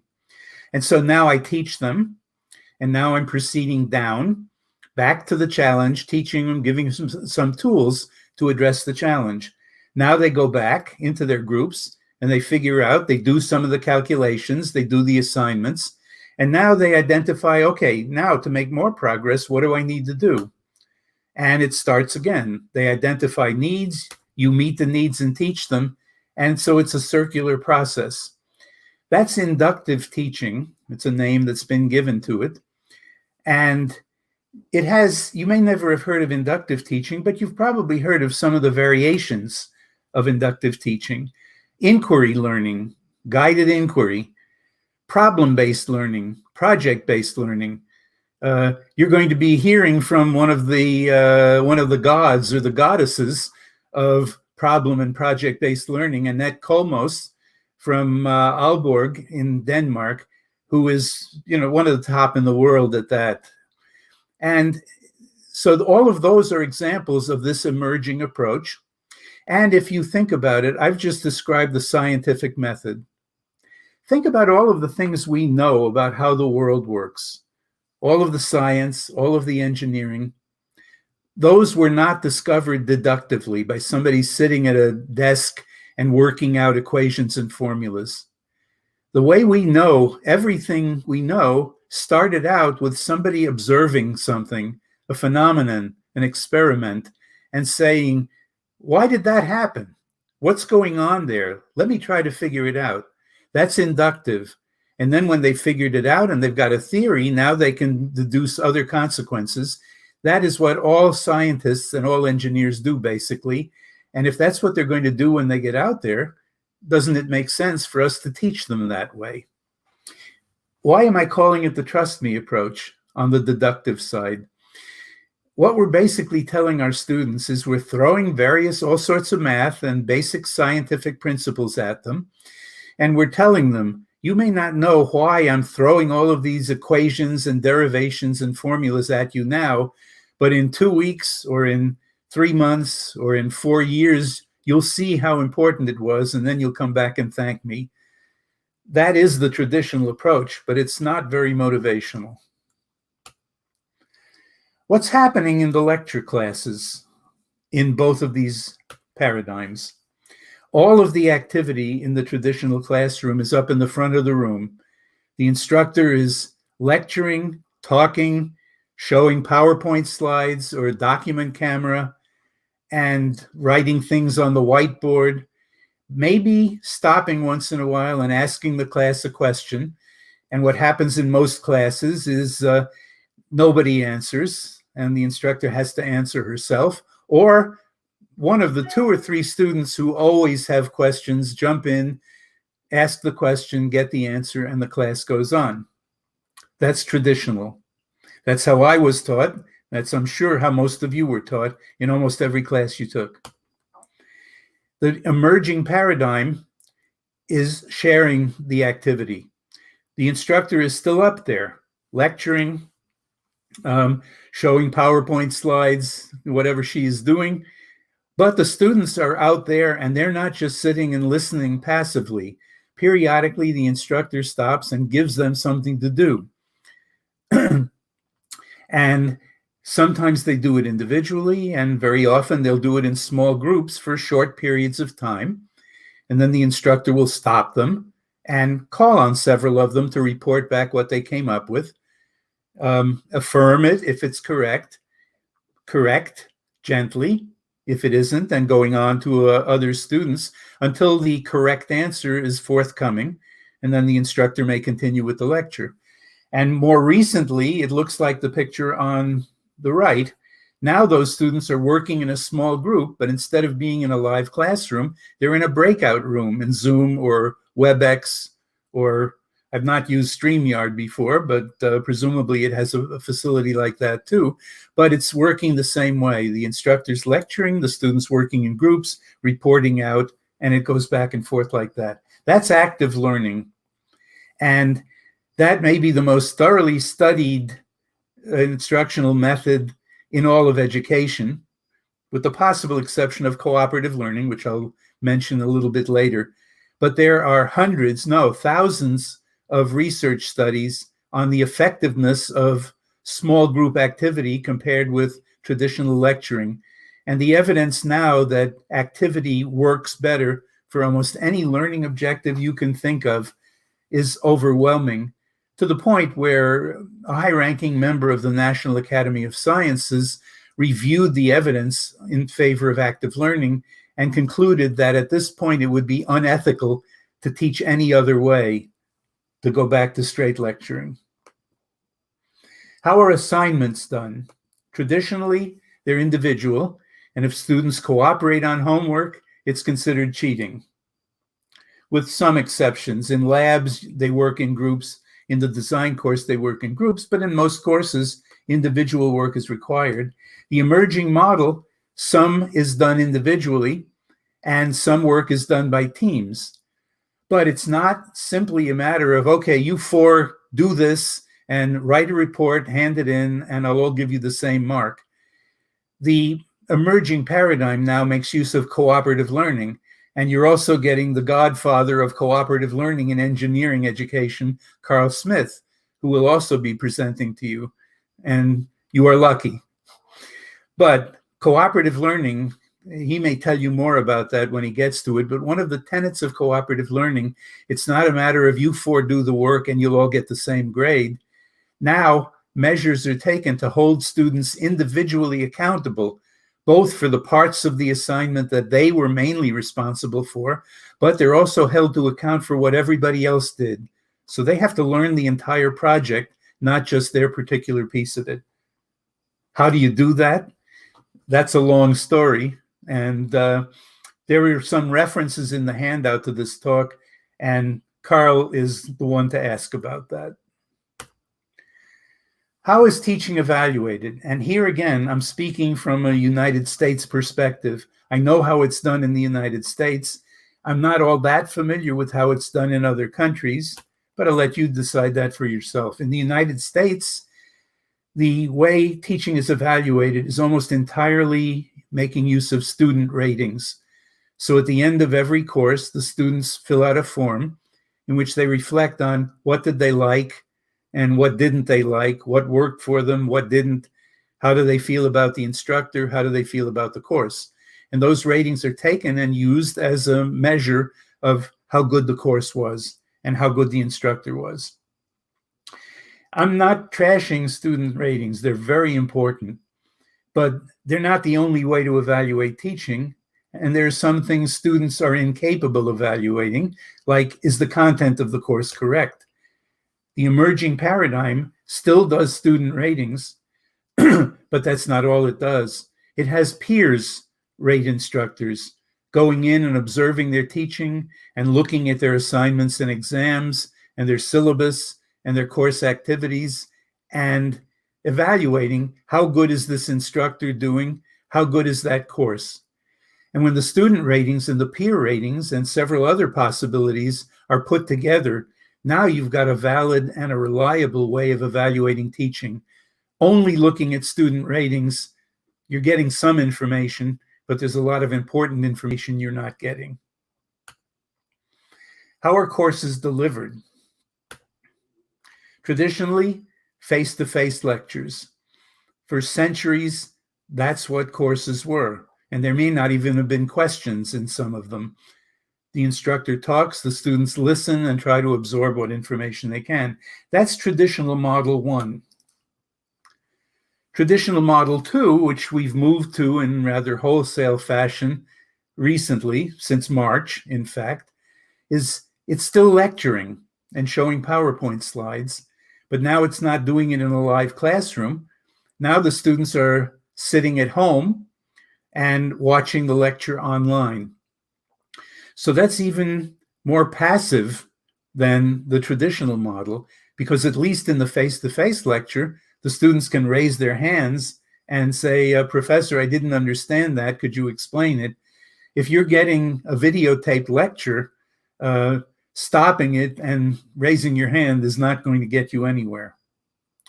The emerging model is taking into account the power of instructional technology, the different things you can do online. You've still got lectures. This on the upper left, that's still the professor lecturing and showing slides. But now instead of a 50 or 75-minute lecture, it may be a 7 or 8 minute lecture clip. And that's mixed with slides, videos, animations, circuit diagrams, three-dimensional plots, more lecture clips, and so forth, mixing it up, total multimedia. And you're also getting active student engagement. So at the top, you've got the entire class. Each one of them is sitting in a lab, in an atrium in a classroom building, or at the desk in their house, and they're all going to class at the same time. And down at the bottom on the left, they're now in a breakout room working in small groups. And you can get screencasts. They can be doing simulations, computer simulations, virtual labs, tutorials, discussion boards if it's asynchronous.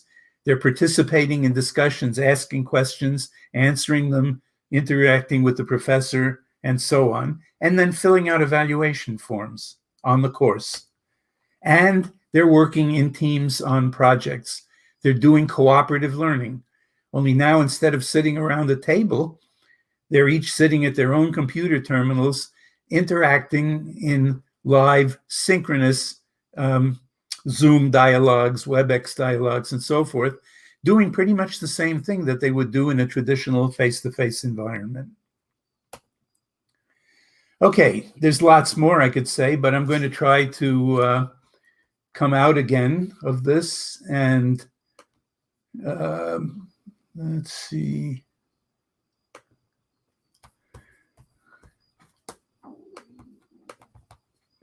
It's hiding again.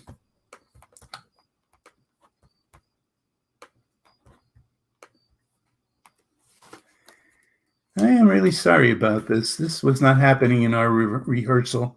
All right, stop screen. Okay, are there questions now? You're muted, Zaki. Okay, sorry about that. Okay, can you hear me, Prof? Yes. All right, exactly. Okay. It's from Hafiz Aziz. In our program structure, we have separate lab courses due to logistic issues. How can we then integrate the lab components with the content? Okay, how can you integrate labs and lectures is the question? With the content, yeah, okay. with the content of the related courses. Okay, if the courses are being taught in the same semester, then you can have the lab instructor and the lecture instructor talking to each other. The lecture instructor is sharing what he or she has done in the course, and the lab instructor, if they have experiments on the same topics, can coordinate them.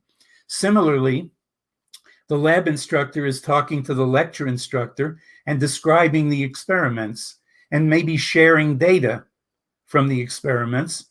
The lecture instructor can take the data in the class, give it to the students, and then take them through the analysis that they would be conducting in the lab course. If they're not in the same semester, the same thing can happen. If the lab course follows the next semester from the lecture course, the lecture instructor can go to the lab instructor, get sample data and sample reports, bring it back, teach the material that the students are going to need to know in order to analyze the lab experiment. And that's their homework assignment. And now next semester, when they get into the lab course, they've got solid experience. The lab instructor can just launch them into that experiment because they're already familiar with what it is and how you take and analyze the data. Yes. Okay, I think. Okay. There's a question. There are a lot of questions coming in now. Okay, so let me just read this one. Okay, this one's from Prof. Khairia. Okay, referring to the previous questions, we in Malaysia is now seeing a drastic drop in the number of students in STEM areas, even at the school level. How can we help to retain interest in math and in science at the school level, apart from one-off programs with school students? You make the teaching exciting. And you think about what I was talking about in terms of the inductive approach, right? Instead of just saying, okay, now we're going to do our multiplication facts, and I'm going to give you a half an hour of drills. What's 7 times 8? What's 9 times 3? And you can just feel the eyelids closing when they're teaching that way. Give them real problems associated with things that they can relate to. And some good teachers already know this, and they do it. Most of us have had in our early educational experience a really great teacher who was very exciting. The students really wanted to go to those classes. And if you have some teachers teaching math and science like that, you're going to be creating future scientists and mathematicians. If you don't, if it's just boredom and memorization and no need to know, you're going to need to know this long division process. And so we're just going to do it for hours and hours and hours. If students are not lining up to go into science and math, if that's how they're taught, it shouldn't be a surprise. One last question for this session. Okay, after this we can continue the presentation. Okay, this comes from Prof. Rosalinda. Okay, how do we train educators to look at the context where problems lie, rather than only focusing on the technical content per se? There are lots of good books. All right, people. This is not a new topic. People have recognized for decades the need to be real, the need for real world applications. Students go into engineering not to derive and solve equations. They go into engineering to solve important problems, environmental problems, energy problems, and so on, and make a contribution to those things. And what we need to do is find problems that require the techniques we're going to be teaching in the course. So when you're looking for a textbook for a course that you're going to teach, usually if it's a common course, there are a number of different textbooks. Some of those textbooks are going to focus on real world problems. The latest edition of Elementary Principles of Chemical Processes that you mentioned before has 700 something problems at the end. Yes. And in this edition, you used an earlier edition, and there were some real world problems. Now there's lots of real world problems. So when you're teaching a course, try to find a text that gives you those problems so you don't have to create all of them yourself. And then when you use those problems, it's going to motivate the students. And if they can do the same thing in elementary school and high school, you're going to see the enrollments coming back up in science and math. All right. Okay, that's a very wonderful answer. Yes, I agree. So I think we have very limited time now. Okay. Remain, Prof. Okay, so all right. Let's continue. Yes. All right. Let me. Okay? Yeah. Hold on. I'm sharing. Okay, I'm sharing a window now. All right. So let's. Now, if I got to find the slide again, the slides.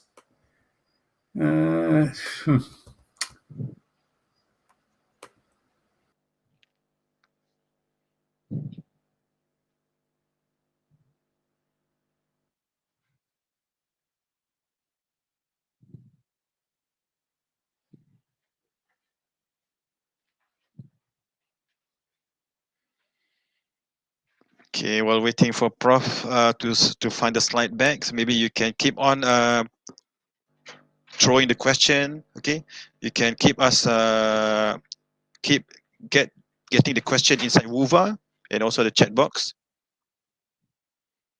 And if you If your questions are not answered, don't worry. The questions will be personally answered by Prof. Felder soon. Sorry about after the that. session. All right, All right. now let's see. I want to share the screen. Okay. I want to go to an application window. I'm going to learn how to do this by the time this is over. It's okay, Prof. Then later we have coffee. Yes, Coffee together. that sounds good. Can you see the screen? Okay, yeah, that's it. Okay, good. All right, I'm going to go quickly through the remainder of this material. Traditionally, in the United States at least, the teaching model in the last 30, 40 years, to qualify to teach engineering, you have to be a frontier researcher who is also teaching as part of the job and has to have a PhD. The emerging paradigm still has those people, but it recognizes that there are other important functions at the university. Frontier researchers, but also people who take the frontier research and apply it. They belong on university faculties. Professional practitioners. Most of the new faculty members in the last 30 years have never been in industry. They've just got their PhDs and postdocs and joined the faculty, and they've never spent a day in industry in their lives. But 95% of the people in my university, the undergraduates, are going to be going out into industry. The argument is, let's get some people who have been out there and bring them back to teach what they know. And we need some superb teachers who can be role models for their colleagues, keep up with these emerging paradigms, and share with their colleagues who are interested how to do it. They all don't need a PhD, and all of them should have an equal opportunity to advance. And how should faculty be prepared to teach, finally? The traditional model is not at all. We are in the only skilled profession that the practitioners are not routinely trained how to do what they're doing before they go out and start doing it. The emerging model recognizing that there are a lot of important skills in teaching, and it would be a good idea to teach our new faculty something about them before they start teaching their students.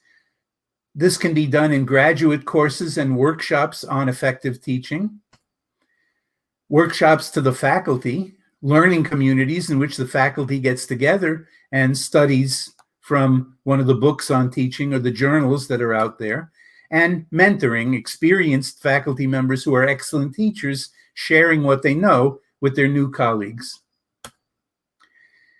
And the final word is, we're finding that some things work better in online courses than in face-to-face courses.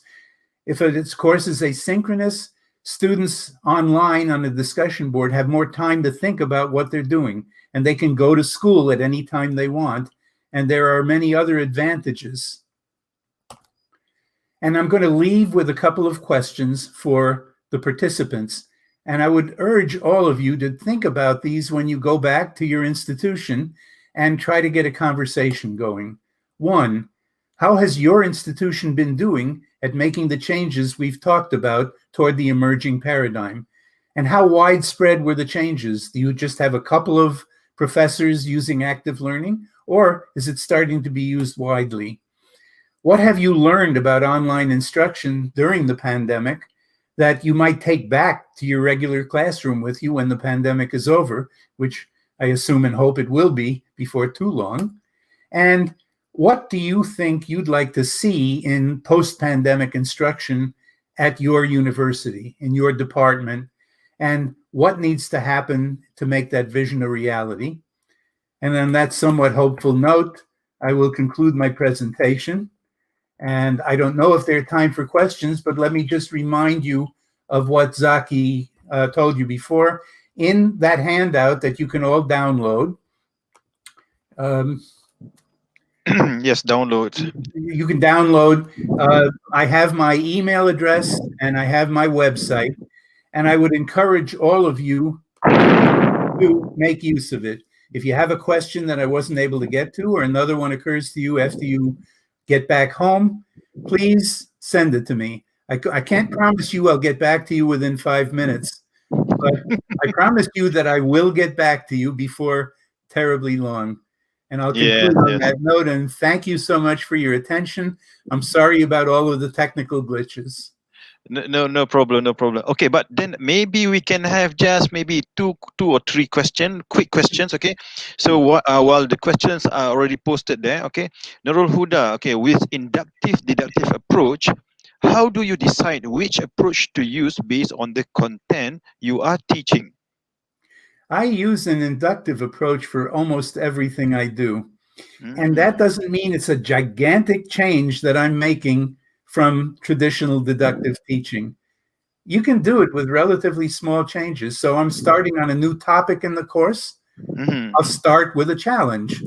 I'll start with a problem, a real world problem that's going to need the material I'm going to teach to solve. And I'll give the students some opportunity for a short period of time. Active learning. I'm not saying take 15 minutes and do this. I'm saying take 3 minutes and do this. Yes. But I'll give them a little time to think about how would I start this? And then I'll start teaching it. And every time I bring in something new, I'm going to put it in the context of that real problem. And I haven't really changed much of anything in my course. I can make a huge change, full-scale problem-based learning. I advise you to go easier into it. Make little changes gradually and gradually increase them as you become more confident and the students become more familiar with what you're doing. Yes, exactly. I think that's a very, very good advice. Okay, I know there's question there, but then I want to read a question in the comment area, so I'll get back to the question there. Okay, there's a question from Nurul Adila. Okay, usually in our curriculum, first year students are introduced with engineering fundamental related subject. Okay, do you think we need to embed the real scenario and application starting from first year or not? Yes, I do. I definitely do. That's inductive. And many first-year courses in the United States are doing that. And the first engineering course, we used to call the first engineering course Sleep 101, because it consisted of somebody from civil engineering coming in and saying, in civil engineering, we do this and this and this, goes away next week. Here comes the mechanical engineer and so on. Now the first year course has real world project-based engineering courses. And Annette Kolmos, again, who I have to refer to whenever the subject comes up, her entire university is based on project-based learning. It's a whole inductive university. Is it me? I'm not saying that you should do it. Prof. Yeah, I'm not saying you should do that at your university. Again, you want to go slowly. Okay. It's very unfortunate that our time is not on our side, so it's already based on my G-Shock stopwatch. It's 2 minutes past 10:30. Okay, so very unfortunate that we need to stop, but then for the audiences, the participants, if you have questions or anything, please write down your question in Wova, or later you can also send email to Professor Richard Felder. Visit his website. It's stated inside the paper that has been uploaded to Wova under this keynote session. Okay, Prof. Felder, I cannot say much, but I want to say thank you very much for delivering such a wonderful keynote session. It's very honored to be chairing your session today, and I hope later we will go for a cup of latte cappuccino. I'm looking forward to it. Yeah, looking forward, and then I look forward for you to come back to Malaysia, and then we can have roti canai and all those fancy Malaysian food. Good. Okay, till then, thank you very much everybody for participating and also giving question and also giving feedback. So with that, thank you very much. Please don't forget, we will have a parallel session after this around 10:45 or 10:50. Okay, that will be the first parallel session, and then after that 11:50 there will be the second parallel session, and after lunch we will have special session 1 and special session 2. Okay, with that, I'm Zaki Amani bin Zakaria from Center for Engineering Education, signing off from today's session. This session. Okay, see you. Okay, thank you so much. Thank you so much, Dr. Zaki. Thank you so much. Okay, so next we'll move to our session. we have a break, okay, guys? For those who are in your WOVA, please make sure that you stay in WOVA and then keep connected with your friends, your new friends, perhaps.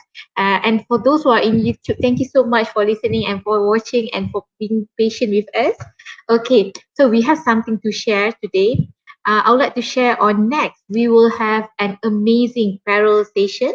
Okay, the parallel session we have on teaching and learning, education technology, software and tools, outcome-based education and accreditation, STEM education.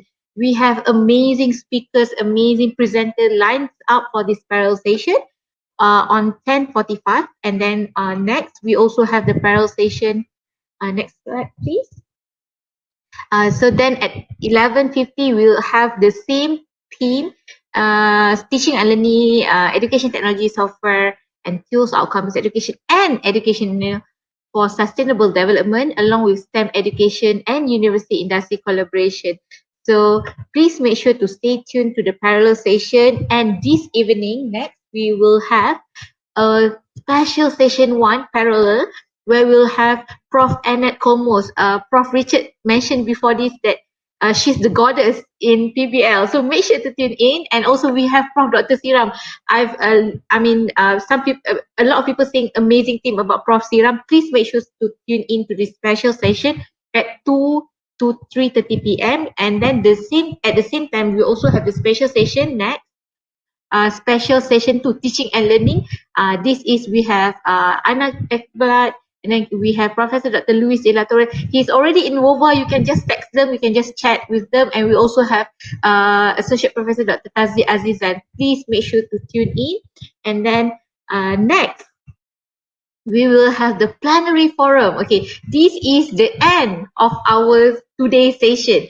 So please make sure to tune in to the plenary forum 1, engineering education leadership in times of uncertainties.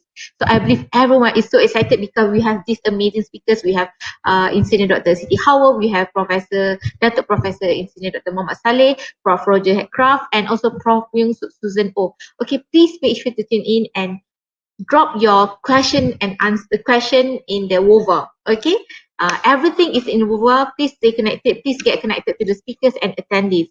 With that, thank you so much, everyone. So we'll have some short video and then we'll end the session. Bye.